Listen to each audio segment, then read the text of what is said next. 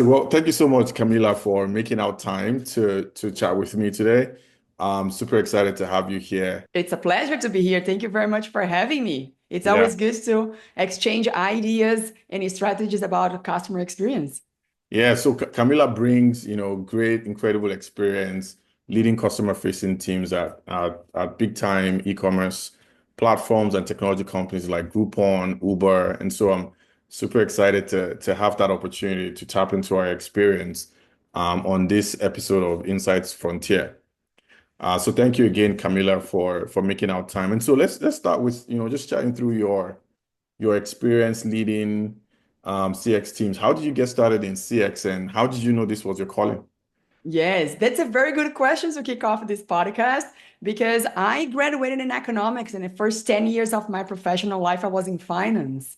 But throughout this decade in finance, I was always partnering with other departments, and I knew deep inside I wanted to do something else, Mm, right? And customer experience actually came into my life once I kicked off my international career. mm. I started realizing the power of diversity, the power of equity, and how listening to others.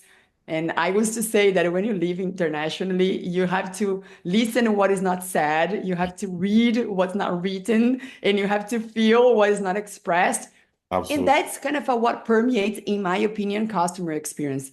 So Mm. you got to understand your customers. So that passion actually was hosted deep inside. And once I started my international career more than 10 years ago, I stepped into operations and started developing customer experience expertise combined with finance. And this is what I think that differentiates me from other CX leaders because I still carry with me the finance or the financial background in my veins.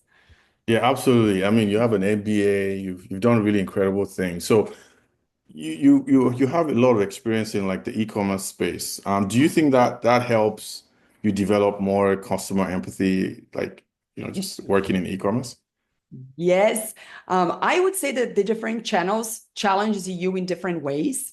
One thing is when you have a retail, when you work on retail, so you have this in-person experience. Throughout the pandemic, I have had a chance to lead the operations for Uber Eats, and everything was online. So everybody was locked. We had to rely on data in order to make decisions. I think that what makes us stronger in terms of experience is understanding customers, understanding their preferences, their channels, and then turning these into better experiences. Fantastic. And you've now started the Global Voice of CX. What is that about? What are you trying to achieve there? Yes. There are so many things going on. And just for your audience to know, I was incorporated until December last year when I decided to lead my own business, which is called Rise Up. And as part of this business, by engaging with people across the industry and across the globe, I realized that there is an opportunity for us to raise the voices of women in CX. Mm. So as part of one thing is I partner with Dennis Wakabayashi in the Global Voice of CX, but I'm also creating my own community, which is called Global Sisters of CX, where the idea is to lift up women in not only in CX, but in general in corporate and help each other be more successful.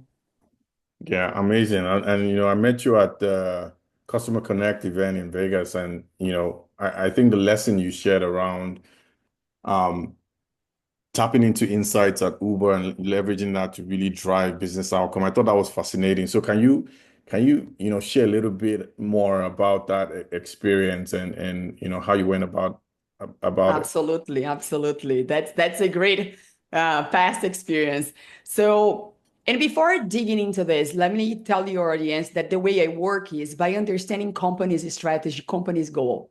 Mm. That is always has always been my starting point. Because depending on the company that you are working for, this particular company will have a different goal or different goals. It can be expanding internationally. It can be growing revenue. It can be being more efficient, more profitable. It's hard to tap in all of those goals at the same time.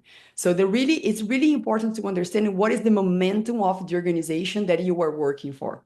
And depending on that, you're going to work backwards to see how CX can help that organization to reach those goals faster and smarter.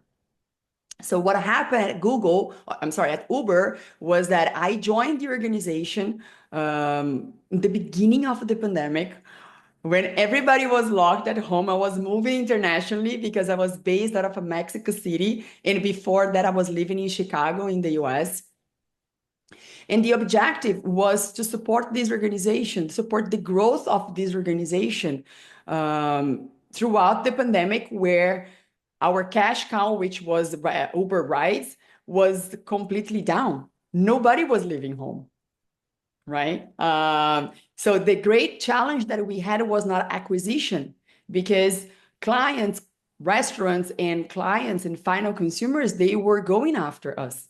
So growth was not the challenge. And that's really important, because as I said before, maybe if I had focused on growing, I wouldn't have been so successful with this strategy. I had to understand what was the main challenge for the organization back then, which was profitability. When I joined, Uber Eats was an incubator of Uber. It was still small, and nobody was predicting or forecasting a pandemic. And as we know, pandemic hit businesses differently. So by understanding that profitability was the main challenge, because we couldn't rely on Uber rides, I started digging into data. And here I pause to kind of say that before joining Uber, I thought I was data driven, but once I joined, I realized I was not. Yeah. I learned so much with this organization and how much data driven they are, that it was a truly kind of a career change for me. So I started at Uber, digging into this data, living this world of being data driven and looking for opportunities to drive more profitability. Because again, growth was not the issue. And I realized that women-led restaurants had a higher satisfaction and a higher purchase frequency.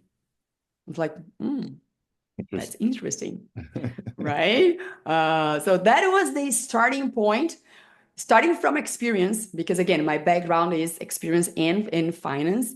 I said, okay, so if I have a higher satisfaction that is driving higher frequency, I have money here. And then I went further, because in Uber Eats, you have three pillars of the business. One is the restaurant. The other one is the final consumer, that is called eater. And you also have the dispatchers, the couriers. I said, okay, one thing to do is to to promote more those restaurants because of the frequency. That's exactly what we do, partnering with them, giving them more visibility, and knowing that by doing this, I would have higher satisfaction and higher frequency of a purchase. One. But then it did not limit myself. The second one was, okay, if there are differences in terms of how women-led restaurants are perceived by our customers, let me look to the final consumers. Let me look at the eaters. And I realized, by doing this, I realized I actually identified a gap. One was women are more leans towards more dessert, which can be purchased at any time of the day. And on the other hand, on the side of the dispatchers, of the couriers, we were facing a very aggressive competition, because again, everybody was locked at home. Yeah. All of the deliveries were popping up. So the dispatchers, they were dual lapping or trial lapping all day long in order to have their day fully booked. So if I had a chance to increase or improve their loyalty, I would avoid this dual lapping, and I would serve my clients faster. Look how those data points start to connect to each other. And say, okay, I have women here craving for dessert all day long. My peak hours are breakfast, lunch, and dinner. However, dessert can be purchased any time of the day. So I start designing campaigns between peak hours, particularly for women, not for men, because you got to understand your clients, you got to understand your customers. During peak hours, so I could fulfill the gaps that I was experiencing with the dispatchers. In return, the couriers became more loyal to my platform. So as a result, I was promoting the women-led restaurants that was driving more frequency. I was creating campaigns for women focus on their preference between peak hours. And I was driving a lot more loyalty for those couriers. And to go a little bit further, I also partner with NGOs across Latin America to help women women in general. They are more kind of a financial dependent of their partners. So I partner with those NGOs in order to train those women how to become couriers and become more financially independent. The name of the program was You for She. It's still live. So if you go to Latin America and if you order from Uber Eats, you're going to see the name on the platform. It's called Estrellas, which is stars. That's how we promoted those women-led restaurants. And at the end of the day, the combination of the three pillars, the way we connect the three pillars of the business, drove 2% points in margin. Wow. Coming back to profitability, we were not looking for growth. So the company was growing organically. What we need was more money to be more efficient, to be more profitable. And that's what we were able to deliver by orchestrating the three pillars of the business, by digging into the data and identifying what were the gaps that we had back then. Fantastic. That's such a fascinating story and case study of leveraging data to really move the needle on the business.